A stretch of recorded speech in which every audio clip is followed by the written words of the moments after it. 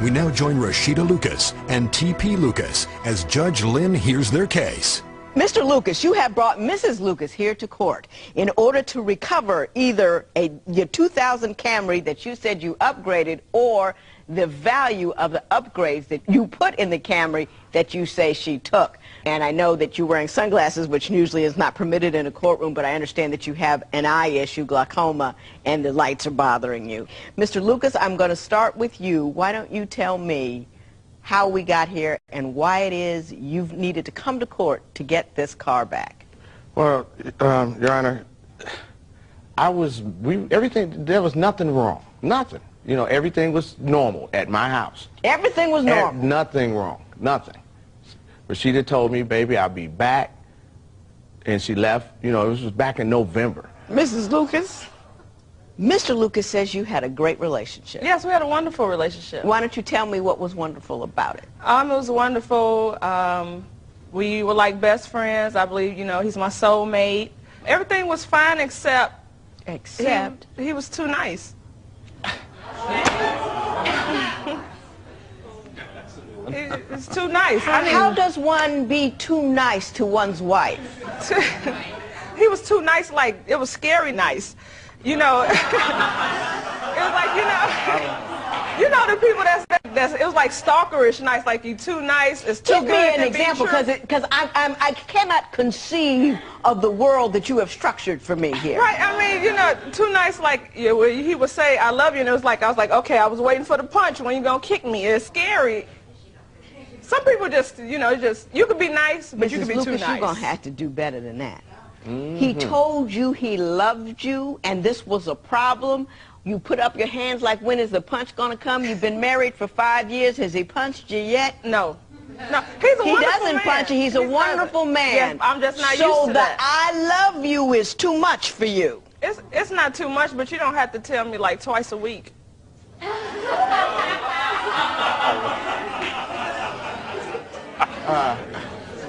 Can't figure that. So if I found you a brother that would run around on you, call your names, and smack you upside the head, you'd be in heaven. No, he don't have to call me names or smack me, but... He can run around on you. No, not that either, but... What do you want from a man, Mrs. Lucas? Yes. I mean... She told me that's what she wanted. What did she tell you she wanted? Well, she told me she wanted somebody to cherish her and don't run around on her. You know, all the things that a good man and a good woman should want out of each other. We agreed that because I had been married before, and my ex-wife, oh my goodness, she scared me. If I ever did it again, it was going to be better than any other marriage, and I made the promise for keeps. This wasn't to be playing around, you know, and if nothing's wrong, where are you going? You know, there are women that would pull her head off her neck for a guy like me.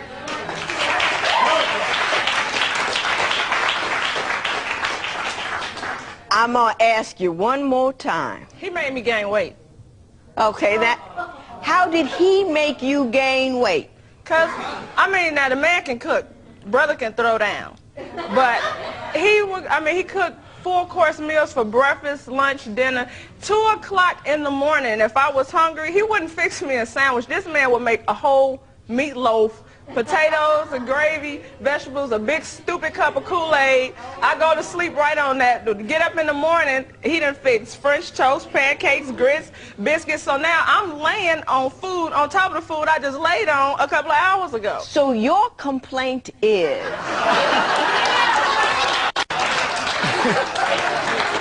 that this man cooked too often and too well, and he made me gain weight.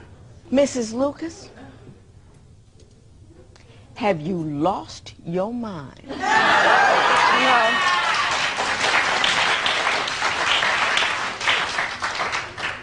I have women coming in here whose men are leaving them because they got too heavy. You got heavy based on his... They won't cook, they won't clean, they won't pick up the house, they're controlling, they're unkind. You have got a guy who cooks for you. You have got a guy who doesn't care what size you are. You have got a guy who, who tells you that he loves you without being prompted or looking for sex, and you're telling me that you want to leave him because he treats a good black woman, which we're going to have to qualify, like good black women, a queen ought to be treated. And what you're doing is taking a very I am a self-centered individual, and I don't appreciate what a man has brought to my table, so I'm going to make up some stupid reason to say what it is. It's stupid. And I very rarely say that about anybody. Do I, Joe? I don't say things are stupid. Very rarely, because people have odd points of view. That's okay.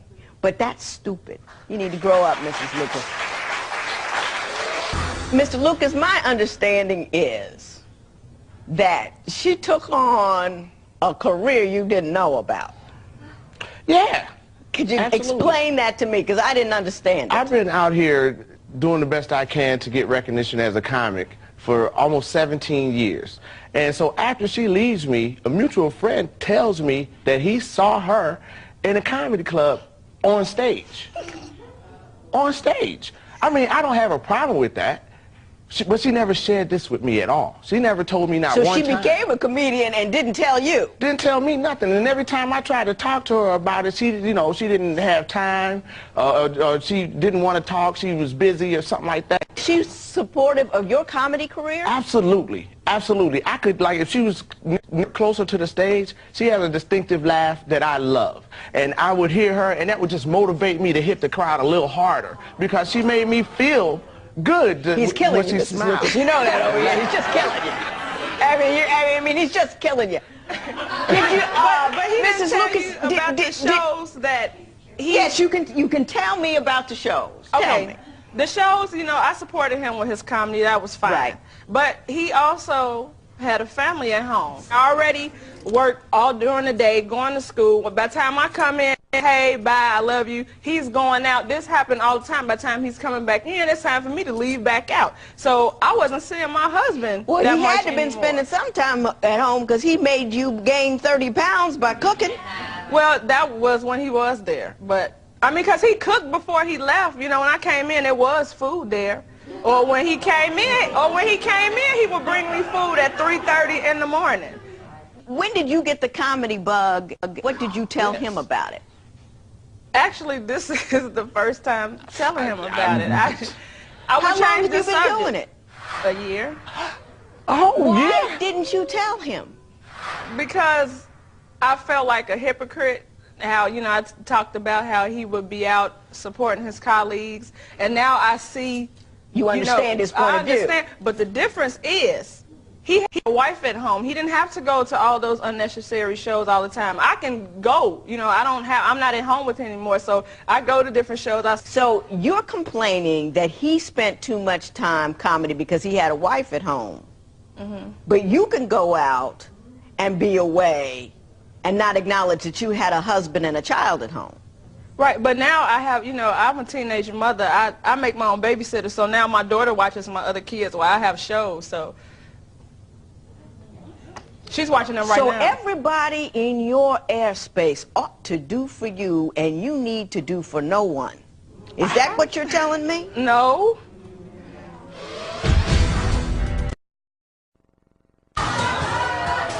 She just didn't tell him. You said that you have a 14-year-old Yes. that babysits. Yes. How many kids do you have? 4 girls. 3 of them aren't his. And did he take on the role of father for those 3? Yes, he's a wonderful father. Excellent father. To even those children that aren't his? Yes. You feeling what I'm feeling? So. You still want to be with her, don't you, Mr. Lee? I'm still suffering from separation anxiety. It just don't make sense, because there was nothing wrong. I mean, if someone gave me everything that I wanted, which she did, and I was giving her in return, where are you going? Where are you going? Crazy. And that's what do she you doing. expect to find when you get there? What are you going to do about... You have a 1-year-old together. Absolutely. And she ain't even on the bottle no more. Do you see what I'm saying? One, and You don't have even need her? the bottle. Yes, I have her. Ain't nobody taking my baby nowhere. You don't have your 1-year-old? No, he wouldn't let me. He's very overprotective Well, how does of the her. 14-year-old babysit the 1-year-old you don't No, have? the 14-year-old babysits my 8 and 5-year-old. Mr. Lucas, you've came here for the return of a car. Why don't you explain that to me? I mean, where is the car and what? Yeah, where is the car? That's a good question. When she left in November? Tell she me took the about car. when she left, because I'm not understanding Well, when how I this called, thing actually when she ended. left, I didn't, pay any attention until it started getting kind of late. I called her. She told me she was at her sister's house, and that's where she's gonna be, and she hung up the phone. You're telling me she left like she was going to go get some groceries, Right? but was leaving you. She left like she was. She said her exact I'll be words right was, back. "I'll be right back." This is the first time I done seen this woman since November. Mrs. Lucas, give me that version of the I'll be right back story. Well, I told him I was leaving. I told my sister I was on my way to Chicago. I had like 5 shows that weekend. So when I did those 5 shows, I got booked for some more. So I didn't go back. I told him I'd be right back. I didn't give him a specific time. But I did say I'll be back. Just And you me took in the car. the Toyota with you when you left? Yes. I still had the He truck. can't drive anyway. He can't see. Well, Can you see me? He can't see. On what universe do you believe that's funny?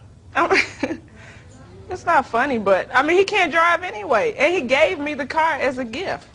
Hey, you can't respect this man at home, that's one thing, but while you're in here, you will respect him and you will not make fun of the fact that he cannot sing.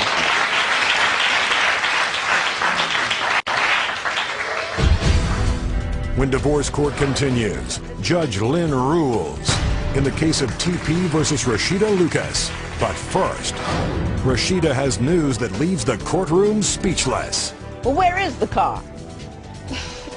The car is...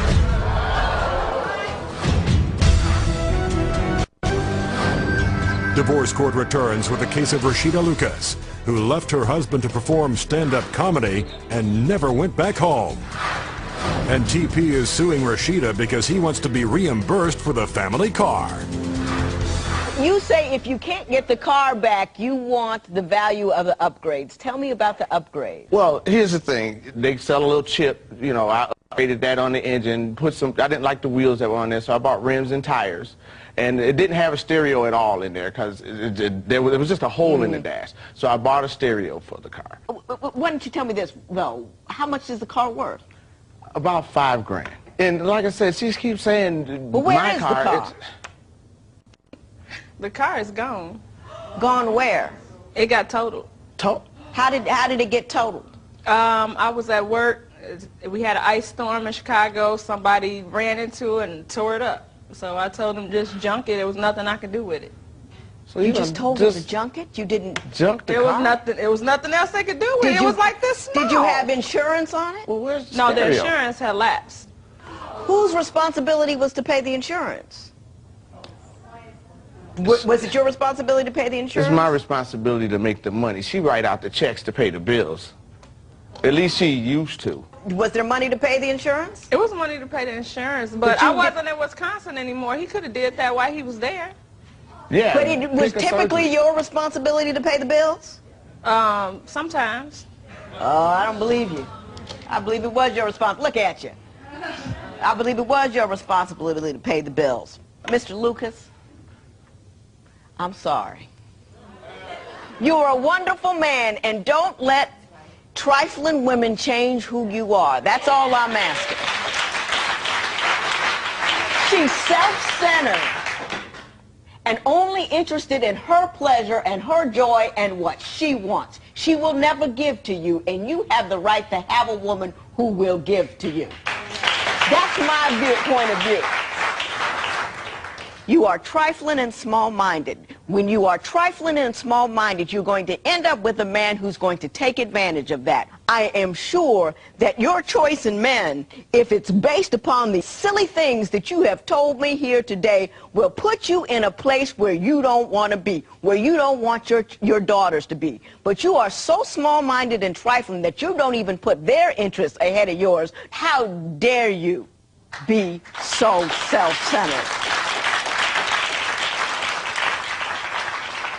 Normally, what occurs in a marriage is one person has the courtesy to tell the other person that they are leaving. At that point in time, they take the assets and they divide the assets between the two of them, and each of them takes half the value at the assets. What you did, however, was dissipate an asset. In other words, what you did was you took one without his knowledge, absconded with it, and then because of your failure to keep insurance on it, that asset was lost. As a result, you are responsible to pay him the half of that asset that would have remained had you done the appropriate thing. Judgment in favor of Mr. Lucas in the amount of $2,500. It is so ordered. All rise. Parties may leave the courtroom. Well, the kids miss you. I miss my baby. Just come back to Chicago. You come to Chicago, we can make it work. I don't know. The judge should have sentenced you to life with me and the kids. That's what she did. Put the gavel down and but that's all good. I don't know what to say to you.